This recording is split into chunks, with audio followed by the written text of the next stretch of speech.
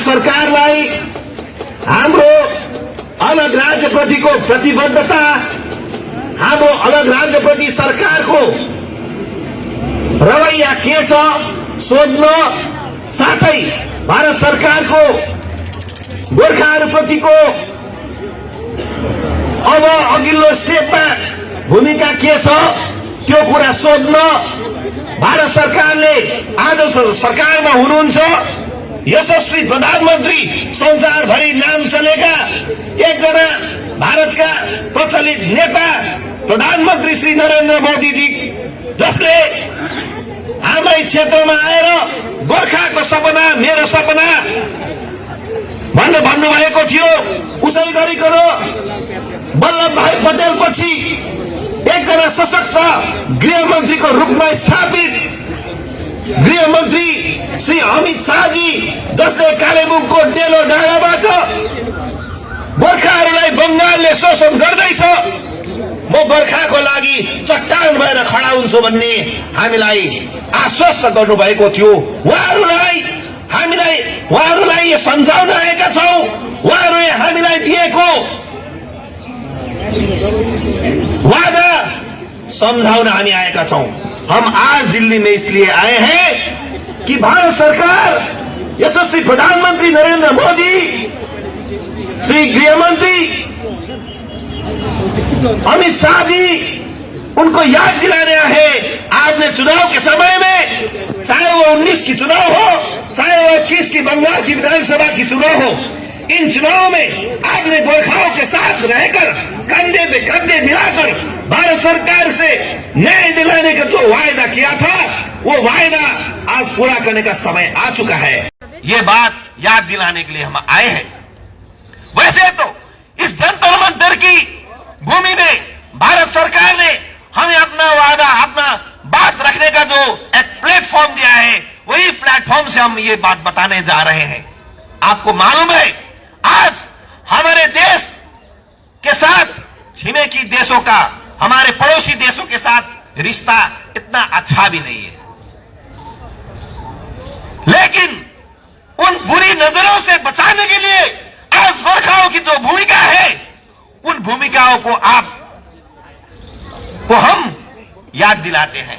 आज भी देश के इन सीमाओं में -50 डिग्री में हो या गर्मी की 50 डिग्री में, +50 में हो या -50 में हो, बीएसएफ में हो या गोरखा रेजिमेंट में हो, रह के सारे हिमालय क्षेत्र से लेके मरुभूमि तक सीमा पर डटे रहने वाले इन गोरखा सैनिकों के परिवार को आप किस तरह के न्याय देने की बात सोच रहे हैं, वो हम पूछने आए हैं।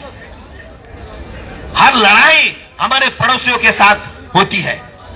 उन लड़ाइयों में हमने दर्जनों गोरखा शहीदों को इस तिरंगे पे लपेटे हुए अपने क्षेत्र में स्वागत करने का अवसर हमें मिला। इन वीर शहीदों ने अपने छाती को कभी भी देश के लिए पीछे मुड़ने का अवसर नहीं दिया। उनके हर दुश्मन की हर गोली गोरखा सैनिकों के छाती पे लगी, पीठ पे कभी नहीं लगी। पीठ पे गोली लेने वाले गोरखा नहीं है, छाती पे गोली लेने वाले उन गोरखाओं को आज भारत सरकार न्याय देने में क्यों कतराती है, ये पूछने हम आज दिल्ली में आए हैं। भारत सरकार इस संवेदनशील मुद्दे को ध्यान में रखे। आज आपको यह भी मालूम है, जिस तरह से आंतरिक सुरक्षा के लिए भारत की सैनिकों ने काम कर रहे हैं, बहिरागत के दुश्मन के अतिक्रमण को रोकने के लिए जिस तरह से काम कर रहे हैं, वो सारे जगह में गोरखा का कंट्रीब्यूशन, गोरखा का भूमिका क्या कम है? अभी अभी मेरे एक बहन आपको प्रश्न रख रही थी, हमें और कितनी बलिदान देनी होगी, हमें और कितने बलिदान देने होंगे देश के लिए, और इस तिरंगे पे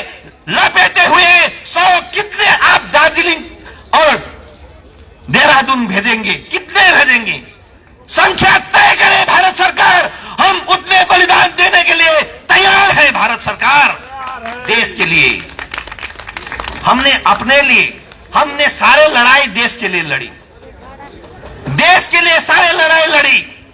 हमने अपने लिए, अपने स्वार्थ के लिए, अपने जाति के लिए कभी कुछ नहीं मांगा। एक ही चीज मांग रहे हैं, हमारी माथे पर लगी विदेशी की कलंक आप हटाने का एक अच्छा काम तो कर ले सरकार, एक अच्छा काम करे, हमारे माथे से लगी विदेशी का कलंक हटाए।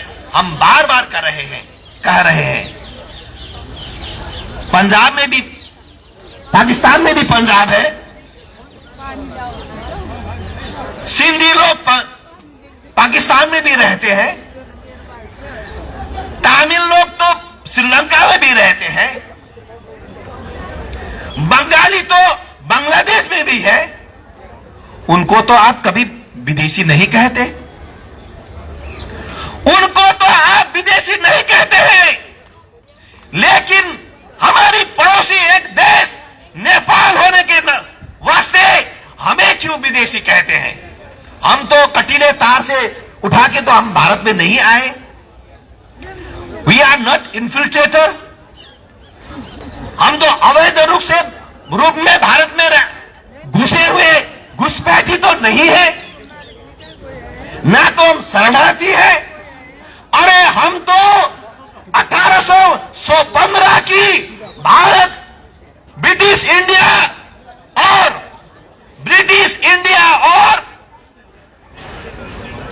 नेपाल के बीच हुए सुगौली संधि के तहत जमीन के साथ भारत में आए हैं। अरे जमीन के साथ भारत में आने के बाद वहां की सारी भूमि भारत की बन गई, वहां की पेड़ पौधे, कीड़े मकोड़े, खोला नाले सब भारत के हो गए। अरे रहने वाले लोग भी भारत के हैं भाइयों, रहने वाले भी भारत के हैं। वो आप क्यों पूछते हैं कि आप विदेशी हैं?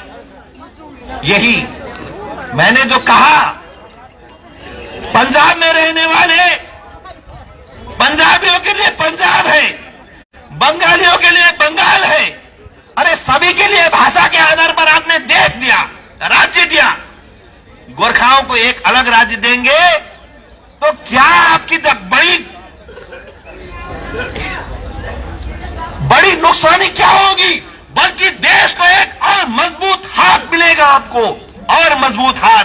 इस देश को मजबूत बनाने के लिए गोरखा की ये कंध है, गोरखा की ये हाथ सदैव भारत के साथ है और बढ़िया तरह से रहेगी। तो आपने ही वादा किया है, हम ये बात समझाने आए हैं। हमने तो नहीं किया, हमने तो मांग रखी थी आपको, हमने मांग रखी थी, आपने वो मांग पूरा करने का वादा किया, संकल्प किया। संकल्प हम तो मानते हैं, संकल्प का मतलब होता है कसम। आपने कसम ली है गोरखाओं का मांग पूरा करने का, तो वो कसम पूरा करने का समय आ गया है। भारत सरकार वही याद दिलाने आए हैं। आज गोरखा अकेले नहीं, आज गोरखाओं के साथ अवश्य भारत सरकार है। तो उनकी कार्यकाल में, अब ये अंतिम पड़ाव पर ये सरकार की कार्यकाल चल रही है, तो ये उनकी कार्यकाल में उनका संकल्प पूरा करे, यही मांग लेके हम दार्जिलिंग पहाड़ से आए हैं। इसमें दिल्ली के हमारे कई लोग शामिल हुए हैं, विभिन्न राजनीतिक दलों के लोग मिले हैं। अगले साल चुनाव होने जा रहे हैं, उन चुनाव में क्या होगा वो दूसरी बात है। चूंकि हम तो चुनाव की राजनीति नहीं करते, हम तो मुद्दे की राजनीति करते हैं। इन मुद्दे को लेके आपने जो वादा किया, वो वादा पूरा करने का हम फिर अनुरोध करते हैं। इस दिल्ली की धरती पे आपकी सरकार है, भारत की सरकार आज है, वही उन्हीं को अलग राज्य देने का अधिकार भी है। बंगाल कहती है अलग राज्य उन्हें नहीं देंगे। हम तो यह भी कहते हैं 1956 की एब्जॉर्ब एरिया एक्ट के तहत दार्जिलिंग क्षेत्र को भारत में, बंगाल में एब्जॉर्ब किया है, उसको डीएब्जॉर्ब किया जाए, उसको अलग किया जाए। और हमें अपनी भूमि में रहने का, अपने भाषा को बचाने का, अपने संस्कृतियों को बताने का, इस टोपी की मान को रखने का अवसर दे भारत सरकार। भारत सरकार हमारे दौरा सुराल को बचाए, आप हमारे खान पान को बचाए। हम तो चिंगड़ी माछ नहीं खाते, हमारे लोग चिंगड़ी माछ नहीं खाते। पहाड़ में ठंडी होती है, हमारे वहां पे कुएं नहीं खोदे जाते, हम तो झरने की पानी पीते हैं, शुद्ध पानी। हमारे भौगोलिक अवस्थान अलग है, हमारे खान पान अलग है। हम तो ढेड़ो खाते हैं, हम तो गुंदरुक खाते हैं, आपको उसी को बदबू आती है उसकी। तो आपको, हम तो चिंगड़ी माछ नहीं खाते, माछ नहीं खाते। माछ का टेस्ट हमें मालूम नहीं है, बहुत चुभती है वो। जिस तरह से माछ की कंकड़ चुभती है, उसी तरह बंगाल में पीढ़ियों से हम चुभे जा रहे हैं, हमें दबाया जा रहा है। इस दबाव को मुक्ति दिलाने का काम भारत की सरकार है। मैं इतनी ही बात कहूंगा। हमारे समय 4 बजे तक है, मेरे और कुछ नेता हैं, तो हम तो बात हर समय भारत सरकार को कह रहे हैं, भारत सरकार हमें न्याय दो। हमने आपको 3 सांसद दिए, 3 बार दिए, 2009 से कंटिन्यू देते आ रहे हैं। बंगाल में आपकी 0 थी, हमने अभी तक देते देते आपका 18 बन चुकी। तो आप अगर और चाहते हैं, 42 चाहते हैं, जरूर किसी की इच्छा, डिजायर कभी कम नहीं होती, हम तो जानते हैं। अगर आप देंगे, गोरखालैंड भी आप ही लीजिए, लेकिन गोरखालैंड दीजिए। हम यही अपील करते हुए भारत सरकार की इस कार्यकाल में 24 तक गोरखाओं को न्याय दे, हमें न्याय दिलाए, बंगाल से मुक्ति दे। ममता बनर्जी की सरकार हो या वामपंथियों की सरकार हो, हमारे बहुत से लोगों का हत्या किया गया, उसकी न्याय दिलाएं। यही कहते हुए मैं अपनी बात रखता हूं। बार बार इस जंतर मंतर में आके हमारे बात रखने का जरूरत ना पड़े।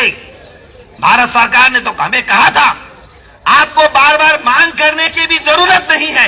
इसलिए ये इस बार की तो दिल्ली की हमारी भ्रमण है, वो मांग रखने से ज्यादा भारत सरकार को याद दिलाने के लिए है। बस इतना ही कह के मेरा वक्तव्य शेष करता हूं। मेरे सारे दोस्तों को, सारे संग्रामी साथियों को बहुत बहुत धन्यवाद, अभिवादन, संग्रामी अभिवादन देता हूं। इतने दूर से हम आए हैं, अगली बार और जोरदार से अगर आने की जरूरत पड़े तो सारे दार्जिलिंग आएंगे, लाखों की संख्या में आएंगे। धन्यवाद। इनकलाब जिंदाबाद।